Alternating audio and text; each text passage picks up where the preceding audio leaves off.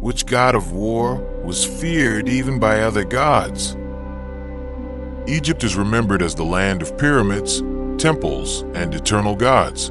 Yet beneath its golden sands lies another truth.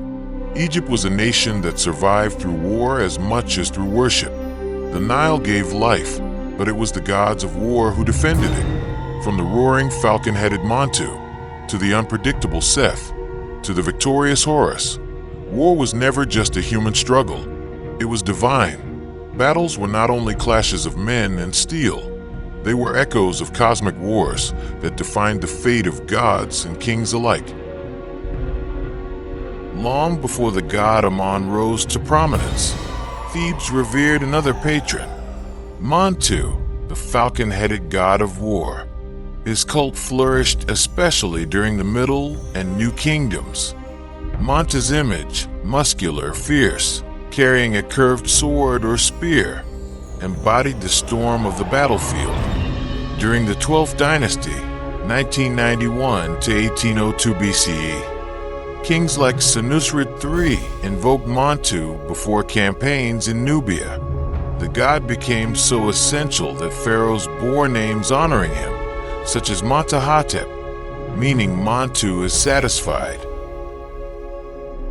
Centuries later, in the 18th dynasty, Thutmose III, 1479 to 1425 BCE, remembered as the Napoleon of Egypt, credited Montu for his victories in Asia. Temple reliefs show him offering sacrifices before campaigns, declaring, "Montu, grant me strength. Montu, crush my enemies." Temples dedicated to Montu still stand in Armad, Medamud, and Karnak, where colossal walls depict pharaohs smiting enemies under his watchful eyes. To soldiers, Montu was not abstract. Amulets bearing his falcon form were carried into battle as protection. If Montu was the disciplined face of war, Seth was its chaos. The god of deserts, storms, and violence, Seth was feared yet indispensable. His animal form, part aardvark, part jackal, part donkey, was unlike any real creature, reflecting his unpredictable nature.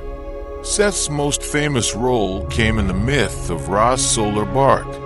Every night, as the sun god Ra traveled through the underworld, the monstrous serpent Apophis tried to swallow the sun. Seth stood at the prow of Ra's boat, spear in hand, fending off chaos itself. Without Seth, the sun might never rise. In politics, Seth's reputation shifted over time. During the Hyksos rule, circa 1650 to 1550 BCE, foreign kings embraced him as their divine patron, calling themselves beloved of Seth. In the 19th dynasty, pharaohs like Seti I, 1290 to 1279 BCE, and his son Ramesses II, 1279 to 1213 BCE, bore names honoring him. Yet after the 20th dynasty, Seth's cult declined, and later Egyptians demonized him as the murderer of Osiris. Still, in the eyes of warriors, Seth was a double-edged sword, dangerous, destructive, yet sometimes the only force strong enough to guard Egypt against greater threats. The tale of Horus, son of Isis and Osiris, is perhaps the most dramatic war myth of ancient Egypt. After Osiris was murdered by his brother Seth, Horus claimed his right to the throne. What followed was a war that shook the heavens. The contendings of Horus and Seth, preserved in papyrus from the New Kingdom, describes their epic rivalry. They fought as men, lions, and hippopotamuses in the Nile. They tricked one another, wounded each other, and brought even the gods to exhaustion. The conflict lasted 80 years before the divine tribunal declared Horus the rightful king. From then on, Every pharaoh was seen as the living Horus. Reliefs show pharaohs in chariots, bow in hand, with the falcon of Horus soaring above them. When Ramesses II fought the Hittites at the Battle of Kadesh, 1274 BCE, inscriptions at Abu Simbel declared, Horus was with his majesty, guiding his arrows, steadying his hands. For Egyptians, Horus represented not only martial victory, but Ma'at, the eternal balance of truth and justice. War under his name was not for bloodshed, but for restoring cosmic order. To understand the gods of war, we must also look at the wars of Egypt itself. The Battle of Megiddo, 1457 BCE, led by Thutmose III, was among the earliest battles in recorded history with detailed accounts. Montu was credited for the pharaoh's daring charge that trapped Canaanite kings behind their city walls. The most famous clash, however, came centuries later at Kadesh, 1274 BC. Pharaoh Ramesses II faced the Hittite Empire in one of the largest chariot battles ever fought, with over 5,000 chariots on both sides. Egyptian texts describe Ramesses invoking Montu and Horus as he rallied his men after being ambushed. Though the battle ended in stalemate, it gave birth to the world's first known peace treaty, signed between Egypt and the Hittites. Beyond Asia, Egyptian armies marched south into Nubia, a region rich in gold and soldiers. Pharaohs declared that Montu's spirit marched with them, ensuring not only victory but also the expansion of Egyptian temples and influence deep into Africa. War gods were not confined to myths or battlefields. Their presence reached ordinary Egyptians. Soldiers carried amulets of Montu for courage. Farmers whispered to Seth when storms threatened crops.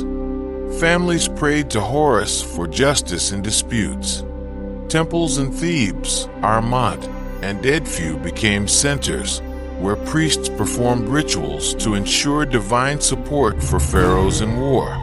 Carved on the walls are eternal scenes: Pharaoh smiting enemies beneath Montu's gaze, Seth spearing Apophis in the underworld, Horus crowned in victory. These were not only religious symbols, they were political propaganda. By linking pharaohs with gods of war, rulers legitimized their power, convincing people that each campaign was not human ambition but divine will. Though Egypt eventually fell to Persians, Greeks, and Romans, the echoes of its war gods endured. Montu's temples still stand in ruins, Seth's chaotic figure still puzzles historians, and Horus remains one of the most recognizable symbols of ancient power. The falcon I painted on amulets, ships, and tombs for protection. The legacy of these gods reminds us that war in Egypt was never just destruction. It was survival, justice, and cosmic order. Every battle, from Nubia to Kadesh, was woven into a grander narrative. The fight to uphold Ma'at, the balance of the universe. To walk through Egypt's temples today is to hear faint echoes of chants once sung by soldiers.